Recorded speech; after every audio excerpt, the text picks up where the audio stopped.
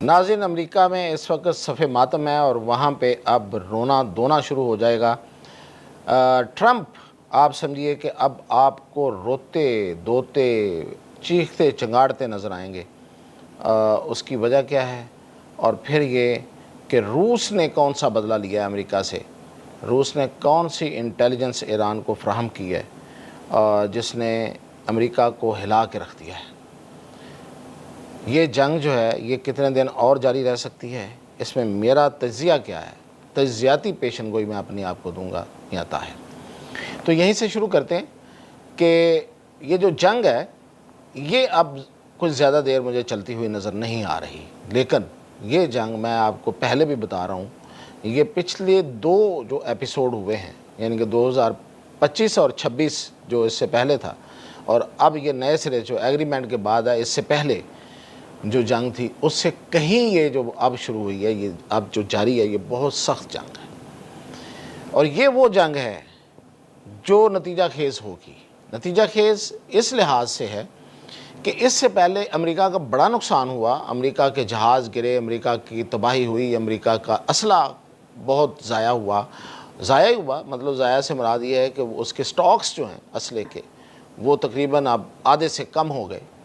और ज़ाहिर है कि वो जितने मिसाइल और असला है वो पैसों से, डॉलर से बनता है और उसका पूरे का पूरा दबाव अमेरिकी ख़जाने पे गया और अमेरिकी अवाम की जेबों पे है। लेकिन और इसी पे अब जो इराक़ची हैं वो क्या कह रहे हैं? इराक़ची कह रहे हैं कि एक तो इस जंग में से ट्रंप ने ज़ाती तौर पे बड़ा पैसा बनाया है, उसने और उसके टोले ने यानी कि उसके हवारियों ने जो जुआ खेला है उसमें पैसा बनाया। और फिर दूसरा ये कि अमेरिका की जो मईशत है उस पर कुछ 300 अरब डॉलर का बोझ डाल दिया है। और वो अगर आप कैलकुलेट करें, वो तो 300 कह रहे हैं, वो कैलकुलेट करें तो 600 अरब डॉलर का बोझ डला हुआ है। और यही रकम है जो उसने दरअसल सेनेट से मांगी है कि हमें इतना बजट दफाई बजट और चाहिए। तो ये इतना बड़ा बजट है कि आने वाली नस्लें अमेरिका की जो हैं वो चीखेंगी, उनकी जेबों से जब वो टैक्सेस लगेंगे और निकलेंगे और वो टैक्स पता नहीं कितना अरसा चलेंगे तो उनको समझ लग जाएगी कि ये जंगें क्या होती हैं। ये जो ख़ास तौर पे ये जो वाइट वहाँ पे अमेरिकन है और गोरे वाला और वो जो रेसिस्ट है, वो जो नस्ल परस्त है, उनको समझ लगेगी, जो हर सूरत जो अपने आप को दुनिया के सबसे सुपीरियर लोग समझते हैं। तो ये दबाव है उस पर, ये तो अपनी जगह पे है। लेकिन जो सबसे बड़ा इशू बना है इस वक्त, जिससे मैंने शुरू किया था कि सफ़े मातम है, वो सफ़े मातम जो है वो उन बॉडी बैग्स की वजह से है, वो जो जनाजे जा रहे हैं वहाँ पे उनकी वजह से है, और वो जो ज़ख्मी जा रहे हैं उनकी वजह से है। और वो अब देखिए कि अब आज वो वहाँ पे पहुँच गए, आज वो जनाजे और आज वो जो ताबूत हैं वहाँ पहुँच गए। और इसके बाद आप देखिएगा कि अमेरिका के अंदर जो जिस तरह का तलातम होगा और जिस तरह का वहाँ पे ज़लज़ला आएगा, वो शायद ट्रंप उसके बारे में पहले से सोच ज़रूर रहा था और डर भी रहा था और कई दफ़ा डर के आगे बढ़ के पीछे हटा, लेकिन अब उसको समझ लगेगी कि असल वो जो ज़लज़ला जो उसको फ़ील होगा, जो उसको हिला के रख देगा, वो किस चीज़ का नाम है। क्योंकि अमेरिका में बॉडी जाना यानी कि लाशें जाना और फ़ौजियों की लाशें जाना ये एक बहुत हमेशा से बड़ा इसको बड़ी अजीब और अजीम चीज़ समझा गया और उस पे अमेरिकन फिर आराम से नहीं बैठते। अब देखें उसमें जब फ़ोटोज़ आ रही हैं तो एक 18 साला जवान साला ख़ातून है, वो भी उसमें मारी गई है। और बहुत से ज़ाहिर है वो तो एक ख़ातून होने की हैसियत से थोड़ी प्रोमिनेंट हो गई है। और वो लोग अब क्या बात कर रहे हैं, लोग ये कह रहे हैं कि ये हमारे नौजवान, हमारी नस्ल, जो नई नस्ल और ये बच्चे किस पे कुर्बान हो रहे हैं, फॉर व्हाट, वो सवाल उठा रहे हैं। क्या नेतन्याहू के लिए ये कुर्बानियाँ हम दे रहे हैं? हम अपने जो नौजवान हैं, ये नेतन्याहू की जो वो जो इसकी जो जंग की जो ख्वाहिश है और वो जो जंगी जुनून है उस पर कुर्बान हो गए? तो ये अब सवाल उठना शुरू हो गए। तो ये है वो मरहला, ये है वो फेज़ जिस पे अमेरिका जो है वो अब घुटने टेकेगा। ये इसमें कोई शक नहीं है कि इस दौरान वो बहुत शदीद बमबारी कर रहा है और बहुत शदीद हमले कर रहा है ईरान पे, और ईरान भी उन हमलों से अच्छी खासी उसको शिद्दत और हिद्दत महसूस हो रही है। ईरान को इस दफ़ा जो सबसे ज़्यादा हिद्दत महसूस हो रही है, इससे पहले उसे नहीं हुई थी। اور ظاہر ہے کہ اب ایران کے اندر بھی یہ سوچ ہے کہ اب یہ ختم ہونا چاہیے. تو میں ان دونوں طرف کی جو آپ سمجھیں کہ بڑھتی ہوئی خواہش اس وجہ سے کہ وہاں پہ اب دباؤ بڑھ رہا ہے، ایران پر اسلحہ جو گر رہا ہے اس کا دباؤ بڑھ رہا ہے، اور امریکہ پہ جو لاشیں جا رہی ہیں اس کا دباؤ بڑھ رہا ہے، اور بڑھے گا، ایسا بڑھے گا کہ دنیا دیکھے گی. تو اس کے بعد یہ دونوں فریق جو ہیں یہ ایک دوسرے کے سامنے بیٹھیں گے.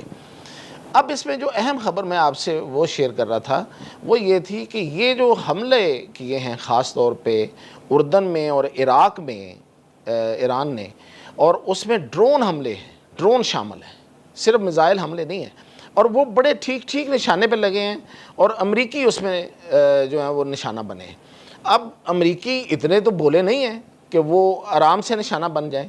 اب وہ اپنے آپ کو شفٹ کر رہے تھے قطر سے اور سعودی عرب سے اور ان کویت سے خاص طور پہ اور بحرین سے کہ جہاں پہ اکثر ایران جو ہے وہ اپنا نشانہ بناتا تھا امریکیوں کو، وہاں سے وہ شفٹ کر کے جہاں انہوں نے ان کو شفٹ کر کے عراق میں رکھا یا انہوں نے اردن میں رکھا، تو وہ بڑا ٹھیک نشانہ وہاں جا کے انہوں نے باندھا، اور وہ فوجی جو ہیں وہ نشانہ بنے اس دفعہ.